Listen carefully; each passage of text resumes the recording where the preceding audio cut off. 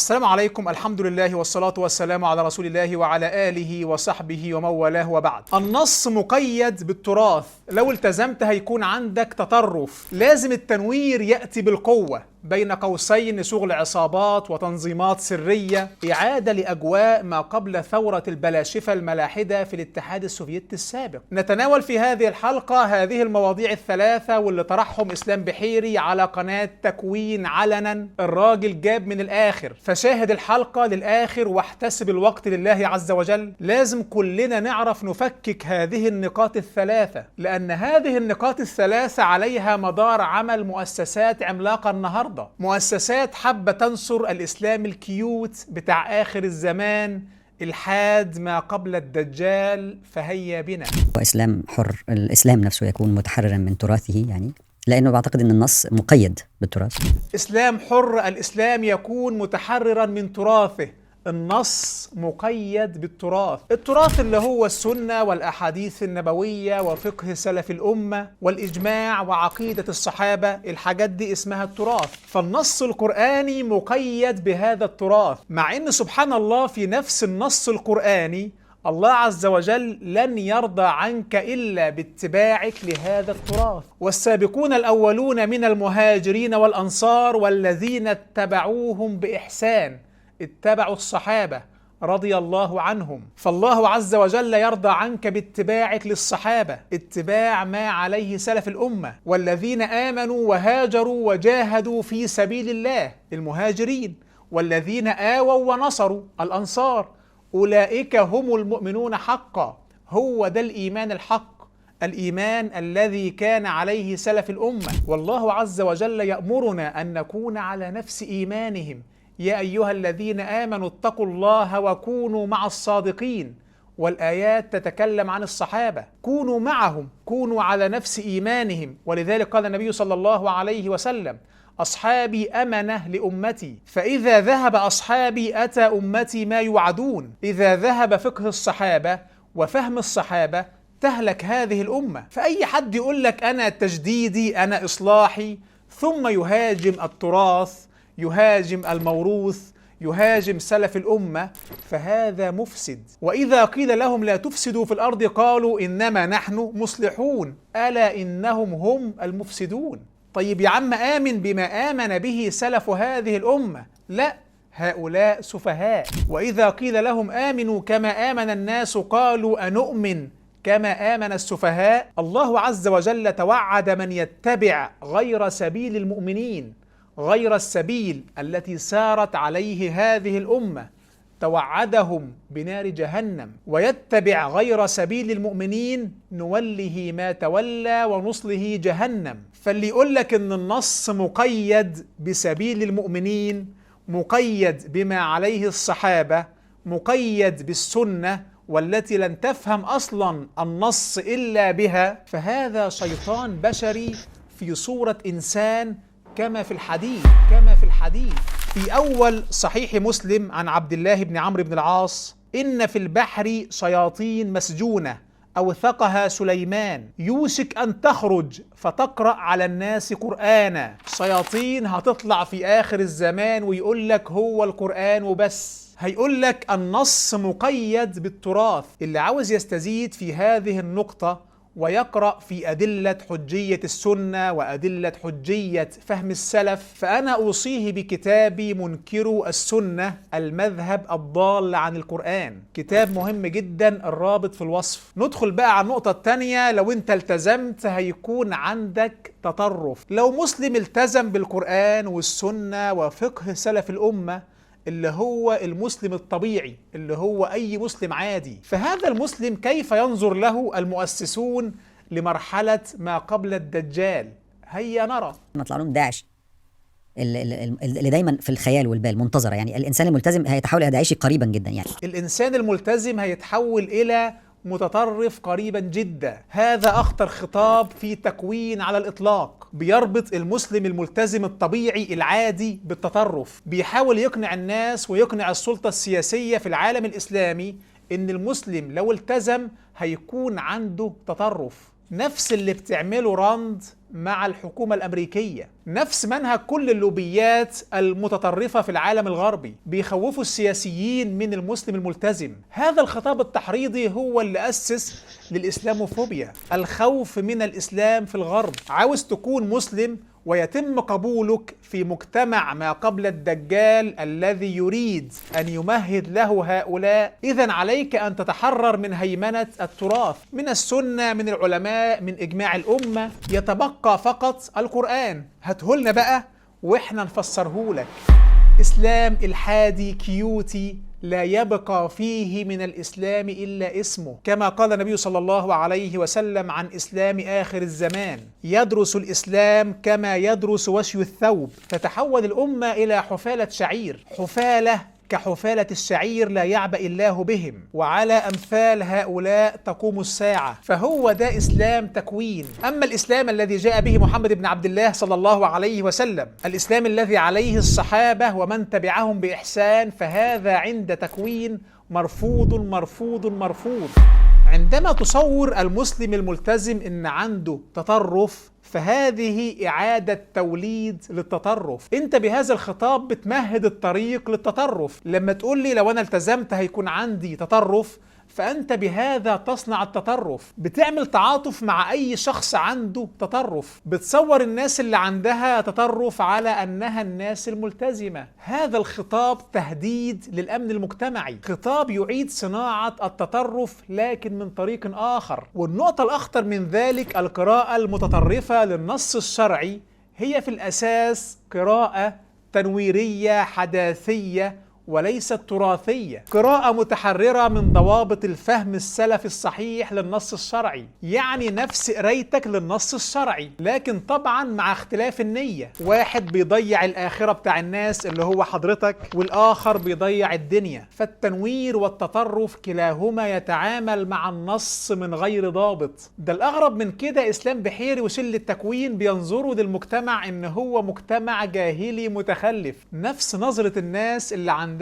تطرف. ولازم التنوير يأتي بالقوة، وهنيجي لهذا الكلام من لسان إسلام بحيري. المسلم الملتزم هو اللي صنع حضارة، الحضارة الإسلامية. فهم الإسلام بالفهم الذي كان عليه سلف الأمة هو الذي قاد العالم، وهو الذي أسس لكل العلوم. السنة اللي دخل فيها الإسلام القسطنطينية 1453 ميلادية هي نفس السنة التي انتهت فيها العصور المظلمة في أوروبا. المسلم الملتزم مجبر في دينه إن هو يحترم الآخر. في حد من كبار رهبان الكنيسة بيقول في كتاب آباء مجمع نيقية، وده من أهم مراجع المسيحية، بيقول يجب علينا طاعة المسلمين، لأن المسلمين يحسنون إلى النصارى ديانة وليس سياسة. اليهود من كم 100 سنة كانوا بيهربوا من بطش المسيحية الأوروبية لدول الخلافة الإسلامية. أعظم مفكر يهودي موسى بن ميمون،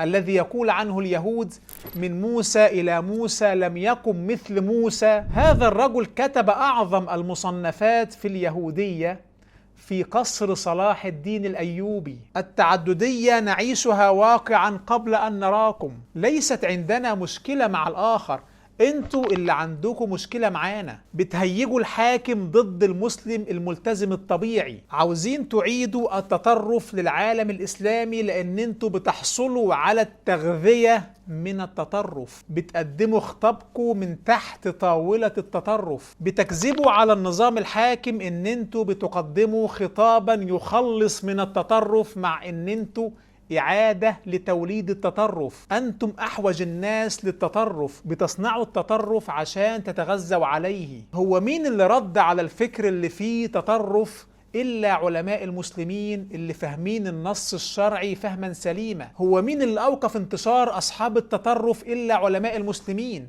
وإلا لأصبحوا في كل بيت. لما ذهب ابن عباس رضي الله عنهما إلى المتطرفين في المناظرة الشهيرة مع الخوارج، ماذا قال لهم؟ قال: أتيتكم من عند أصحاب النبي صلى الله عليه وسلم المهاجرين والأنصار، وعليهم نزل القرآن، فهم أعلم بتأويله منكم، وليس فيكم منهم أحد. مفيش حد من الصحابة على المنهج بتاعكم، مفيش حد على منهج سلف الأمة هيكون عنده تطرف. فلما تقول لي إن أنا لما التزم هيكون عندي تطرف، فأنت تكذب كذبا أقرع كما تقول العرب.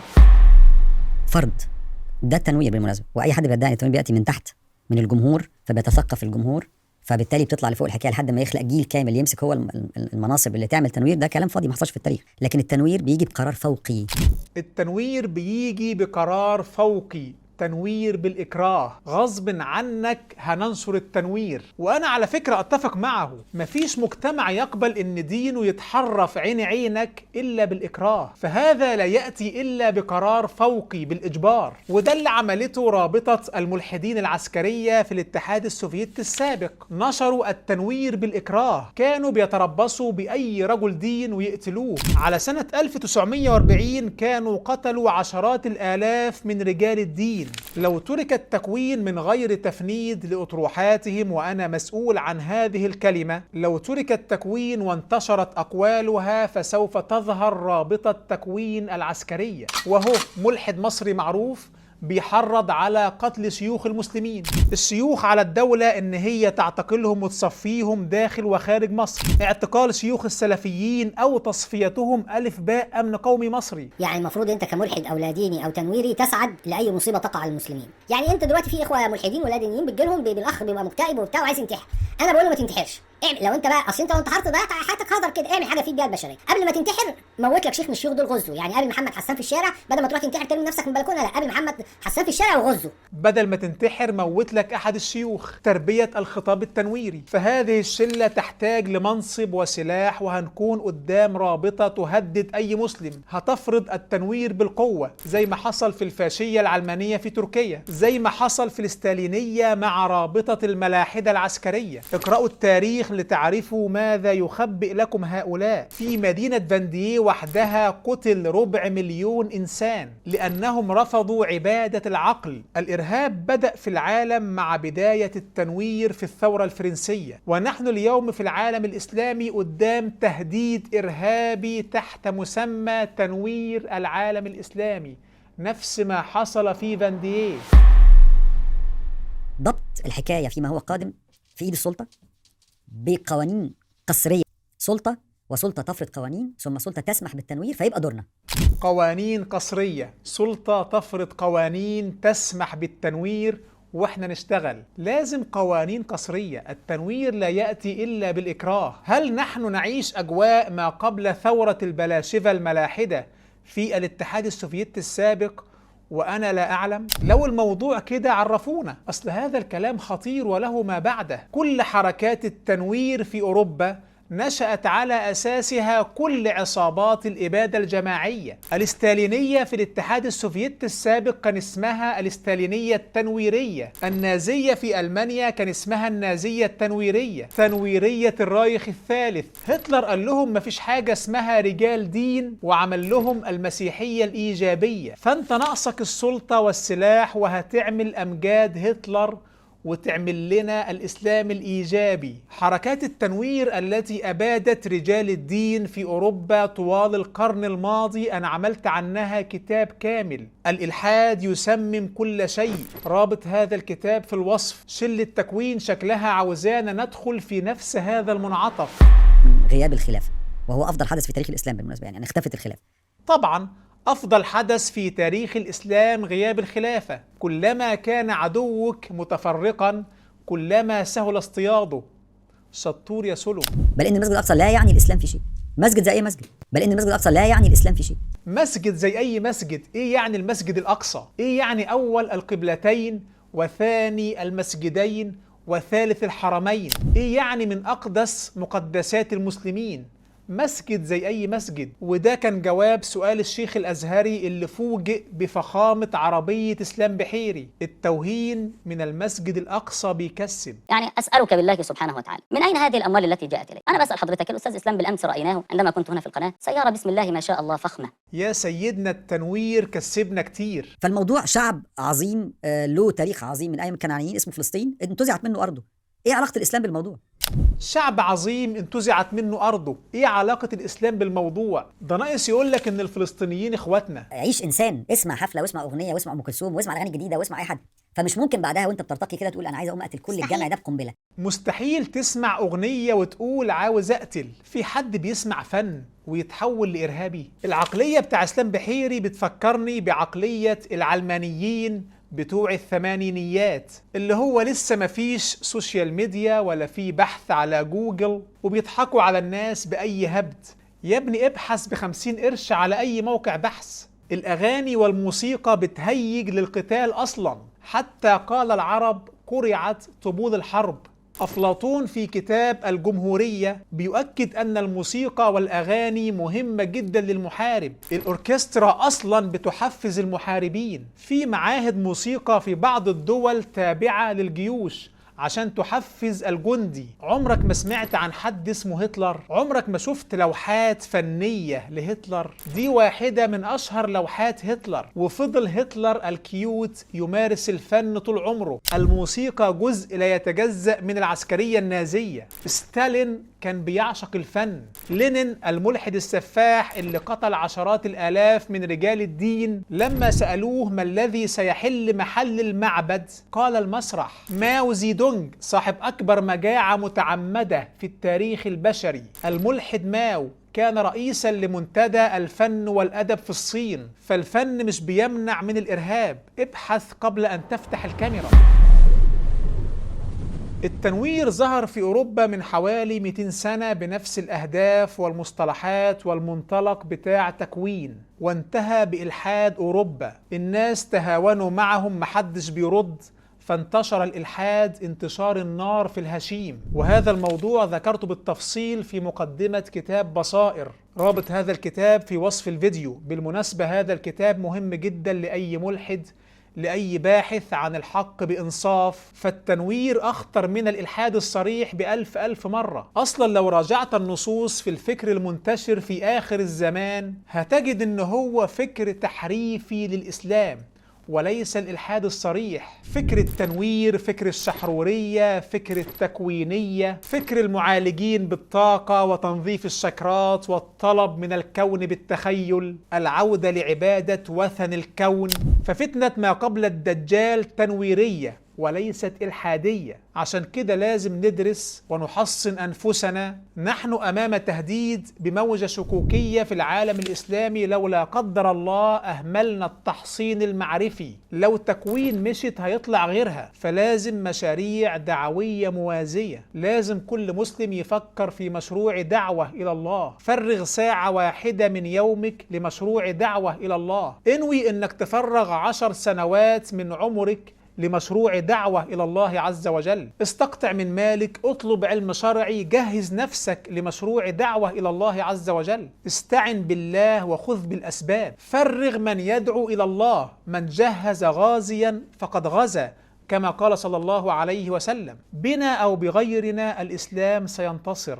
فاجعل لك دعوة إلى الله عز وجل ولو بكلمة. انصر هذا الدين بأي فكرة دعوية، بأي خطوة. وفي الأخير فأنا عن نفسي والله ما أرى هذه الأموال التي أنفقت في مركز تكوين إلا حسرة عليهم. إن شاء الله يتأهل الآلاف للدعوة إلى الله عز وجل لما يرون من مشاريع تشكك في الإسلام علنا. إن الذين كفروا ينفقون أموالهم ليصدوا عن سبيل الله فسينفقونها ثم تكون عليهم حسرة ثم يغلبون والذين كفروا إلى جهنم يحشرون. نسأل الله عز وجل أن يجدد الإيمان في قلوبنا وأن ينصرنا وأن يهدينا وأن يحفظنا وأن يوفقنا لمشاريع دعوة إلى سبيله. لا تنسوني من صالح الدعاء ولا تنسوا نشر هذه الحلقة بين من تعرفون، فالدال على الخير كفاعله. نلتقي على خير والسلام عليكم ورحمة الله وبركاته.